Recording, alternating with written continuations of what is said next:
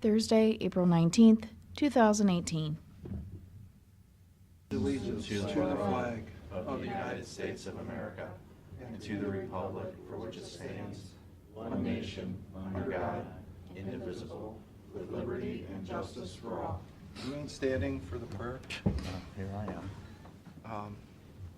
Father God, as we come together, our leaders and our community service workers and those that are concerned about the community, Lord, we just ask that you grant this room the wisdom and understanding to make the right decisions today, Lord, to help further our community development and our community relationships, Lord, that we fall under your guidance. And we just ask that you bring peace and compromise today as the things that are discussed in your name can become fruitful.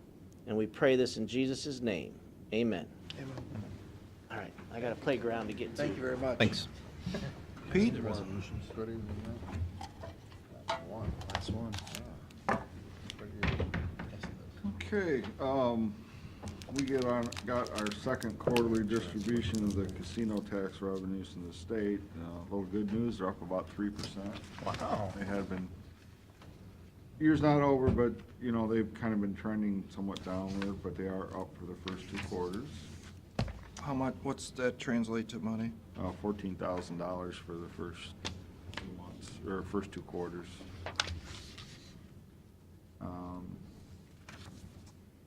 I attended a meeting on Tuesday evening with the District 5 Ohio Public Works Committee. Again, this is, you know, with the, what I call Issue 2 projects. Funding for these projects are pretty much the same as they have been in previous years. Of note, we have to turn in our list of subcommittee members by July 1st of 2018. That is a city representative, a township representative, and a village representative. I know last year we used City of Huron, Village of Berlin Heights, and Vermillion Township. Some different ones. Probably rotate. What I like doing is rotating those around every year. So, you know, if you want me to put a list of suggestions together, or if you have any ideas of someone you'd like to have serve on that, let me know. I think you can do it. Okay? Just see what you come up with. All right. And the really important part of that meeting was there is a Natural Resources Advisory Committee that is also part of the district. And what they do is again, they go through green space conservation projects submitted in the district, and that allocation is a little over $2 million per year. Commissioner Old was submitted a request to be on that committee, and that was approved by that executive committee. So, congratulations, Mr. Old. Thank you. Your term is from October 16th, 2018 to October 15th, 2021. Hope I get reelected. I'm gonna say, happens if you don't. Good to be on it. Everything fall. You're gonna have a few things on the meeting. You already got, another financial type of news. Just so you know, we priced the Sports Park Phase 2 bonds the other day at 4.52% over 20 years. And these are taxable bonds. So we should be closing on those sometime between April 30th and May 10th. As far for the meeting goes, we already got one item on the agenda here for the Port Authority bond issue. There's also a motion up there to fill a vacated seat. We have our course renewal going through the board. And that's our insurance program that we're with a state consortium. And the increase was just 2% on that. So that's still pretty darn good. I'm looking at it right now. I think it's interesting to note Erie County's property value is Uh-huh. $253,639,000. Is there any way we could sell all that and That include bridges and roads? I'm not sure what it does. Anybody want to buy a bridge?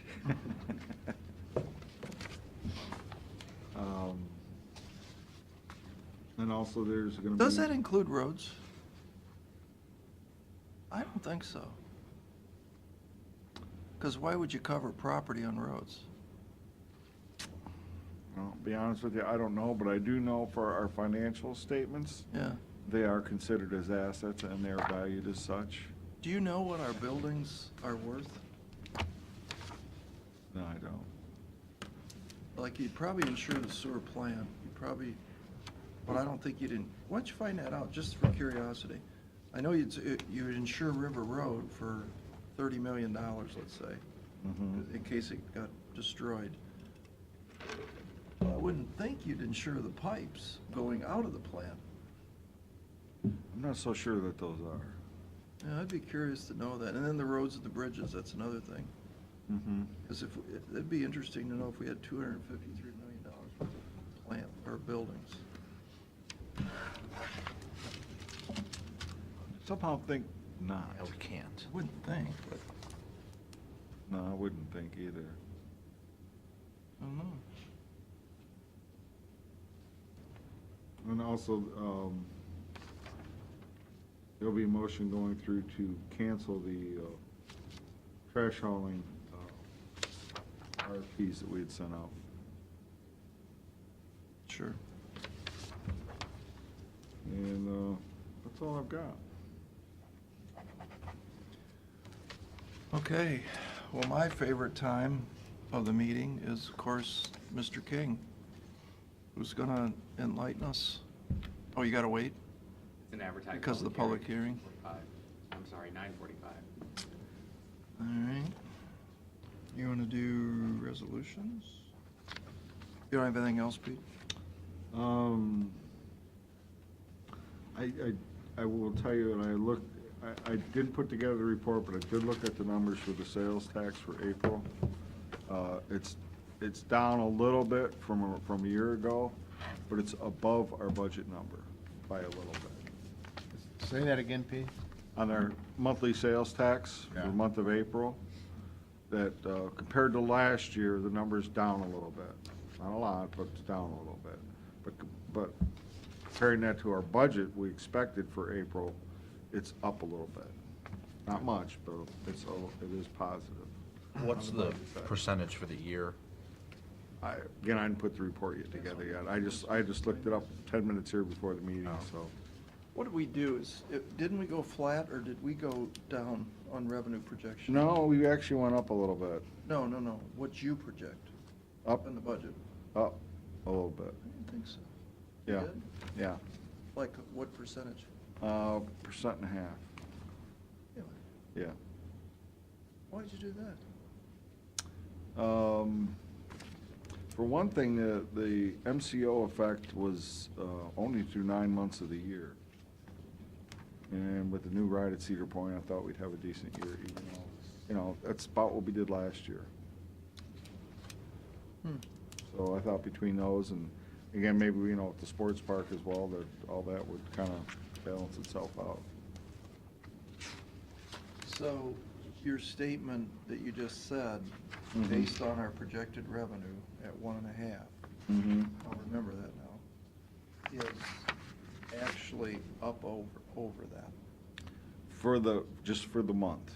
Understood? But for the whole first 4 months, we're behind it. Again, I have to take a look at it. So I think it's. Percent. About For 2%, wasn't 1%, maybe. it? Okay.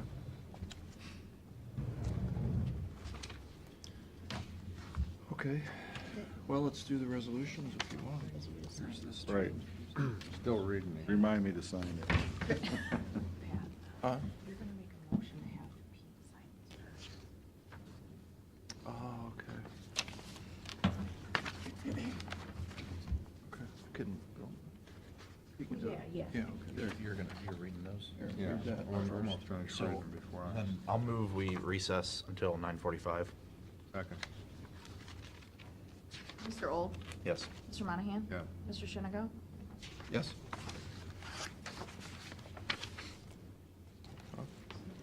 Yeah. Call the roll. Mr. Old? Yes. Mr. Monahan? Yes. Mr. Shinago? Yes.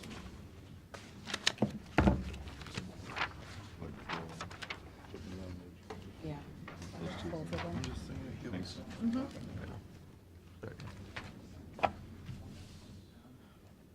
Aaron's very organized. I think we should distribute a map to attendees about the directions. Primarily you.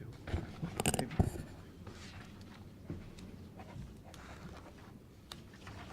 You're up. Mr. King, always a pleasure, sir. Pleasure's all mine. What do you have to enlighten us with today? Have the first public hearing for the Community Development Block Grant et al. Projects that we are looking at for 2018. Just found out a week and a half ago that our allocation from the state of Ohio for the 2018 through 2020 funding cycle is going to be $196,000. Wow, Nothing earth-shattering. no.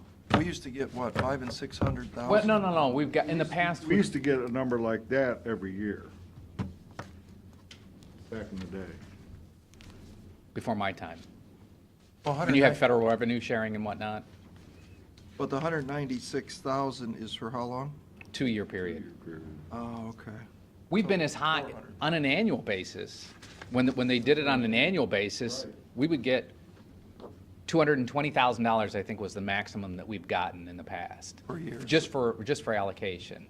And now we're getting this on a 2-year cycle. So to backtrack a little bit, the state of Ohio last year went from an annual allocation to a biennial allocation, which was something that we had suggested to the state of Ohio 5 years ago.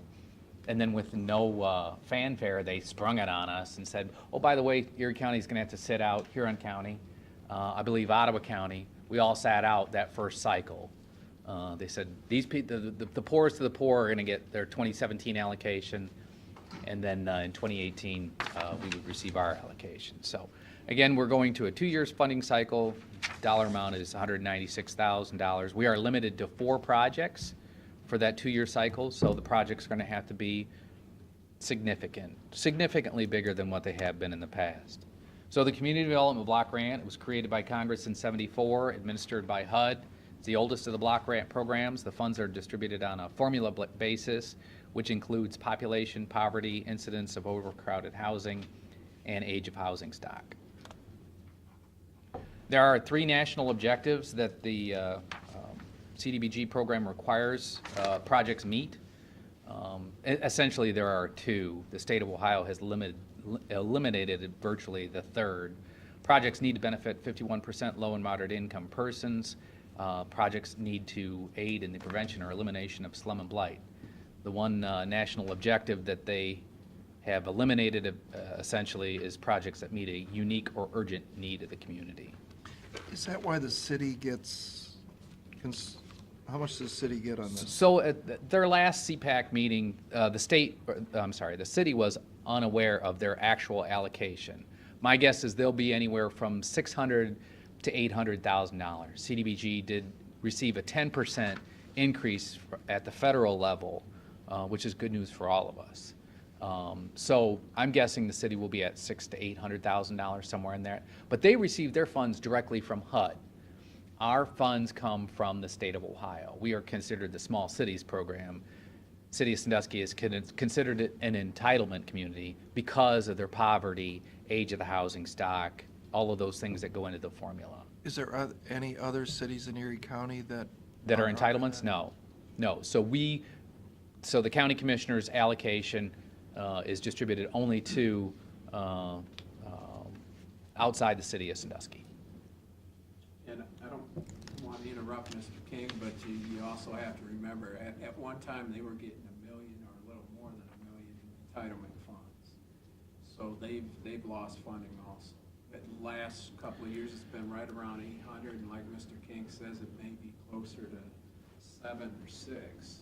The CDBG program over the last 20 years has been chopped at the federal level, and the state of Ohio has opened up more competitive grant opportunities. So they not only has the feds trimmed their budget, but the state of Ohio has taken a portion of that CDBG funds that they used to give us in allocation dollars and put it into a competitive application, which I'll get to here in just a second. If we quit interrupting, but. That's okay. What So we're here for. if, I see in here, I've fast forwarded, you're not proposing now, we're gonna give blank, blank, and blank. Correct. This is just a discussion about the total that we're gonna get. I think we can have that discussion next week at Firelands. We can discuss the different projects that have been submitted. And then at our second public hearing, which I'm still working on the date with Carolyn in May, then I would suggest that you make the decision, which projects to actually fund. And Then- that's done at the commissioner level. though. Correct. I know one of the things I've always been concerned about is VOA, Yep. and we've seen the VOA down and down and down. Well, I recently heard that VOA lost their federal funding too. And I think we've got, I don't want to say a solution to replacing all their federal funding, but we have, through our advocacy at the state level, we have gotten the state to back off. They used to put a hard cap. In the past, they put a hard cap of 15%, a restriction on how much we can give to a nonprofit organization such as the Volunteers of America. I remember that. So we have gotten the state of Ohio to back off. We can now ask for a waiver from that 15%. So I think that's going to help them tremendously. So what I'd like you to do is to contact the lady out there. Sue Ream-Snyder for one. I'm sorry, yeah, Mhm. Sue. And have this discussion, because I know they're at the mental health board level asking for replacement dollars. I don't know how that's going. I'd like to know on that. And then, what their plan is, because I think they lost like a lot of money in federal funding. I think right now their request, they've already submitted their request for CDBG funding. Their request is $40,000, which would put us above that 15% hard cap that the state has instituted, but we can ask for a waiver. I think that's going to be, just off the top of my head, and I know the commissioners have advocated for the Volunteers of America, that would be one of the projects I would be recommending for. Well, let's see what the other programs are. Well, the other programs usually involve like putting new doorknobs on the county office building. I think that A lot of ADA park work. yeah, the door and knob project has gone by the wayside. One project that you guys might consider is out at the nursing home, ADA ramping. I would call and ask.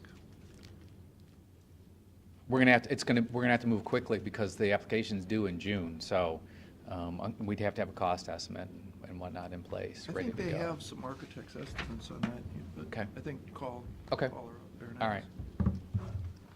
CDBG in the past, from '92 to 2016, the county has received $4,864,900 for an average award of $202,704.16. Our admin over that same time period is just a little over $500,000. We keep our administrative costs to about 10%, just a little bit over 10%, with an average annual administrative fee to our office, $20,858.33 to cover our costs. We could do up to 20% of that, right? Correct. So that average, that 10% average, takes into account some years where we have taken no administrative costs and tried to plow as much money back into the programs as we possibly can. Right. One of the other competitives that I mentioned earlier is the Downtown Revitalization Grant, the DRG. Has a maximum of $300,000 request with admin of 15%, and the projects target the central business district of a community, improve blighted streetscapes, rehabilitate deteriorated buildings, and address code violations. We are currently in conversation with the village of Milan to pursue this very, Say dress code violations? no, address Oh. I code was like- violations. Okay. Well, that's weird. All right, sorry. It's okay. Well, never mind. I won't get into the Milan police. Are you working on last year's money this year? Is any of that going downtown? We are currently working with the city of Vermillion on their downtown revitalization grant and quickly trying to expend all that funds, to wrap it up towards the end of this year. How much money is that? $300,000, same amount. Same amount. So we've had good success in Vermillion. Vermillion's had good success, I should say, in receiving DRG money. The mayor of Vermillion, former mayor of Vermillion, was a huge proponent of the downtown revitalization grant. So they've gotten 4 or 5 downtown revitalization grants. This is the first time we've been the administrator, the county has been the administrators of their DRG grant. So we are working in conjunction with Vermillion Main Street and CT Consultants to administer that program. So it seems to be going well. It's moving a little bit slower than I would like, but we've gotten some good, solid projects done. So it's a good program, and like I said, we're going to be moving forward with the Village of Milan and their application this year for the same funding. Neighborhood revitalization, again, we've worked in the past with the City of Vermillion on their neighborhood revitalization grant. It's designed to improve the quality of life in distressed neighborhoods. You can do construction, reconstruction, rehabilitation of public infrastructure, but you have to target low and moderate income. So the east side of Vermillion, on Lorain County side, we worked with them in 2015. We repaved a number of streets which were in deplorable condition, which had the low and moderate income population, and we did a storm sewer project. Really good projects out there, really benefited. It spruced up the neighborhood tremendously. Critical infrastructure grant has a $300,000 cap with a 10% admin, and projects are designed to assist with high priority single purpose infrastructure projects. And then there's the economic development and public infrastructure grant, which has a cap of $500,000, and grants and loans are designed to improve infrastructure. Again, you're going to have to target that 51% low and moderate income. The residential public infrastructure is up to, it's actually $600,000, not $500,000 that I have there, $600,000. This is the grant program that we used to connect the sewers out in Bayview. And that project has recently closed as well. That was another successful program. And then there's the Targets of Opportunity program. This is, there's no max, there's no application deadline, it's got an open cycle. This is for projects that really just don't fit into the CDBG typical funding cycle. So that has a little bit more leeway. So we're, in my last conversations with Carolyn, I think May 21st is going to be our second public hearing at 9:30. Again, our applications are due to the state June 15th. I expect to have a grant agreement with the state of Ohio in the fall of 2018. And then projects, after we do the environmental and historic clearance, I would expect projects to begin sometime in the spring of 2019. Thank you, sir. Any questions? One question, Mr. King. Yes. With this 2-year cycle, they also expanded projects 3 to 4. Correct. We're limited to 3 projects this year. 4. Correct. Of course, they didn't give us money to do 4. You can do 1 additional project. And you can partially fund projects. Correct. That's Yeah. what we do for the most part. Yeah. Yeah. One of the projects. Can you 100% fund the project? Absolutely. Yeah. Okay. Absolutely. Yeah, I think we can also do half in calendar year 18 and half in 19 if the project would work that way. Yeah, one of the projects that we did through the Neighborhood Revitalization Grant was the storm sewer project in Vermillion, on the east side of Vermillion. NRG only provided $11,000 of a $100,000 project. So, yes, you can do partial fund. Now, Have you done anything with done like a critical infrastructure grant before? We have not. We're, before Mayor Bulin retired, we were in talks with her. There is a water line replacement project that we were looking at, and she has the, she had the income surveys. So it is income qualified. It is a possibility. I was gonna ask that same question. Would Vermillion be eligible for this 300,000? Yep, that's why I have the go sign in the corner. So on the so next year, I didn't pick up on that. right? So we won't be able to, we'll be locked out. We'll be locked out of those projects, so. Next year? Correct. So we need to do it this year? Correct. Okay.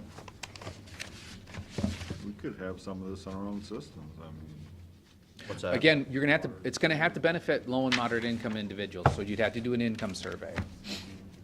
Do we There- have an income survey done anywhere that you've done for something else?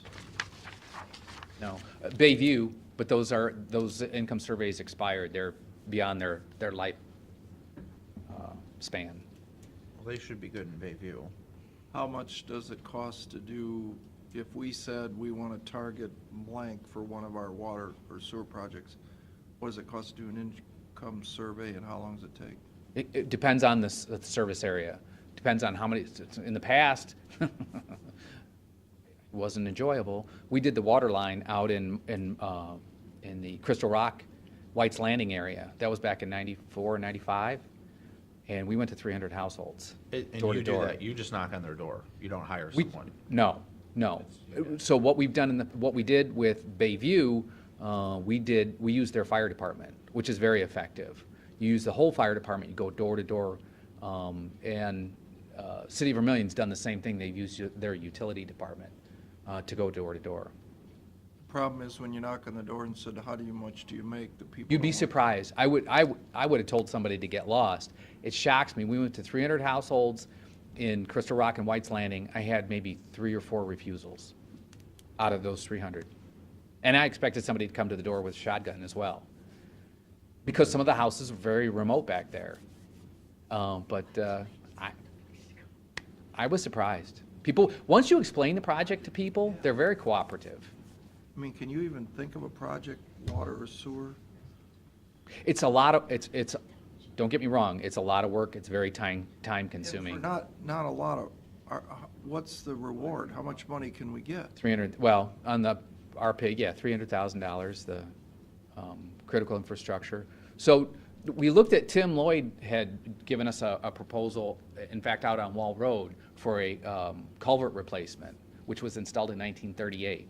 And so we were looking at critical infrastructure because it's a $350,000 project. And I thought, wow, what a good project. The state of Ohio says that they want, it's got to be in a central business district in order to qualify automatically. So we would have to do an income survey for that project. He's only asking $70,000 of the $350,000 for CDBG money, which is another project that kind of caught my attention. But it Now- looks like we would have to do an income survey in order to do that project.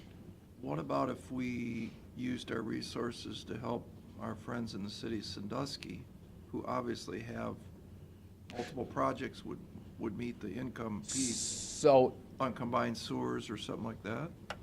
if it serves the entire community, we might be able to make an argument for that. Typically, they're going to say the city of Sandusky receives $800,000 in CDBG funds already. You shouldn't be spending it in the city of Sandusky. You should be spending it outside. I have something that benefits, it's part of our transportation charges for the city, and it'd be the county share that maybe we could apply for. Because some of those trunk sewers go right through the right income level areas. It benefits Erie County and the city, mostly Erie County, because we have to pay the charge. Yeah, I think your hangup is gonna be that this is something that's already been done. As far as, In other words, the project. No, it's not done. It's not? No, we're engineering it. Oh, okay. I'll stick with something else, I guess. and what, I don't think it's engineering. Find the interceptors. Hmm. Remember? Check. and we'll have, you know, you'll have the time frame too. You'll have through 2020 to get the money spent. All right, well, we might have some ideas for you. Okay. Excellent. Stay tuned. And then BG Firelands next week? You want me to do the same presentation? Well, if you'll bring the projects out and present the projects, Mhm. so we can hear them and. I'd like to give a little background on the program so people know what we're talking about, and then we can detail the projects as well. Now, we've gotten a lot of projects, so, We'll bring the quick version. a lot of requests. Yeah, we don't want the 2-hour version, but, you know, like. Heck no, I am not about 2-hour presentations, you know me. I mean, we enjoyed, you know, listening to you, but. Okay, All right? thanks for coming, guys. And, Jerry, if you wanted to, give your.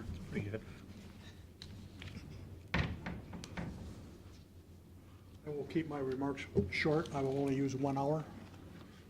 Great. You Thank didn't you. get the memo? I appreciate giving us the opportunity to talk to you today.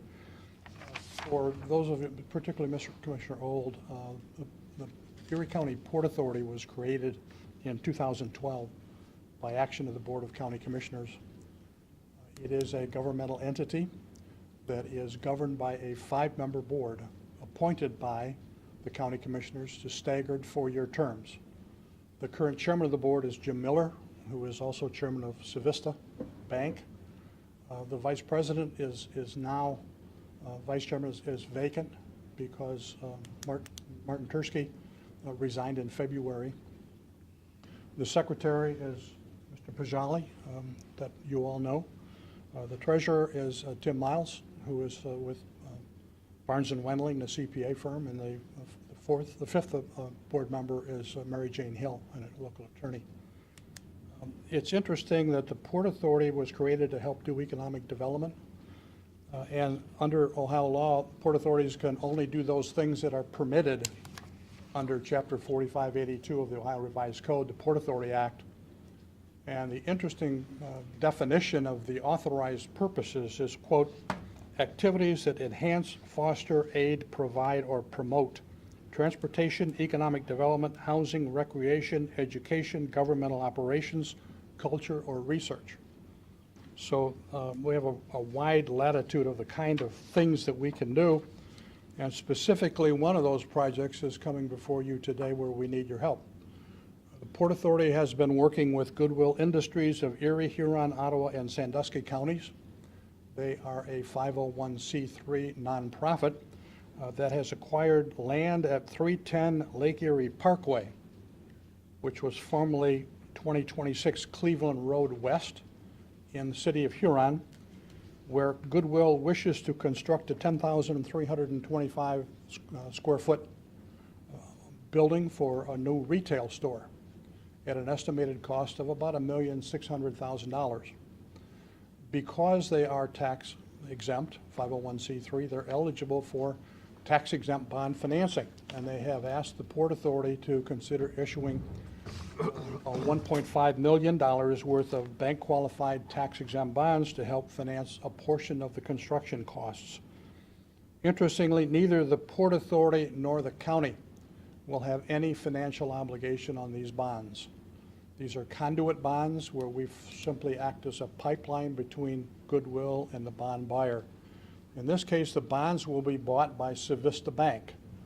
And the bank and Goodwill will negotiate the terms and conditions, including the term of the bond and the specific interest rate. The IRS requires that we have the highest applicable elected official approval to issue the bonds. As I mentioned, all of the Port Authority directors are appointed, none of them are elected.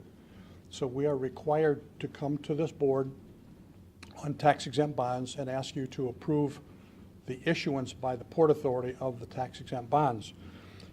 Goodwill and Savista hope to close this transaction on May 1st, so time is pretty close to get this done. All the documents have been prepared, they're in substantially final form.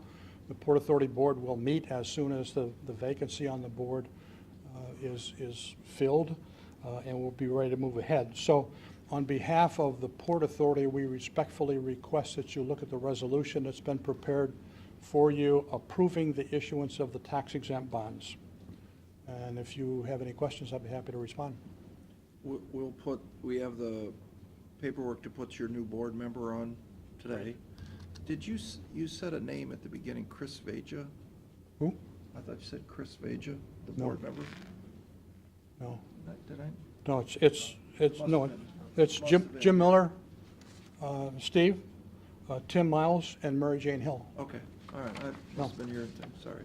And hopefully the fifth will be appointed today. That'd be- Okay, thanks, Jerry. We have the paperwork. Why don't you read that motion right now? Why don't you want to put the board member on, new board member on first? By motion, please appoint Duffield Milky of Erie County Port Authority Board, completing the term of Martin Tursky, expiring on August 31st, 2019. Second? Mr. Monahan? Yes. Mr. Old? Yes. Mr. Shengo? Yes. Okay, resolution of the Board of County Commissioners of Erie County, Ohio, for the purpose of approving the $1,500,000 Erie County Port Authority Development Revenue Improvement Bond Series 2018 Goodwill Industries of Erie, Huron, and Ottawa, and Sandusky Counties Incorporated, Huron, Ohio project. Second? Mr. Monahan? Yes. Mr. Old? Yes. Mr. Shengo?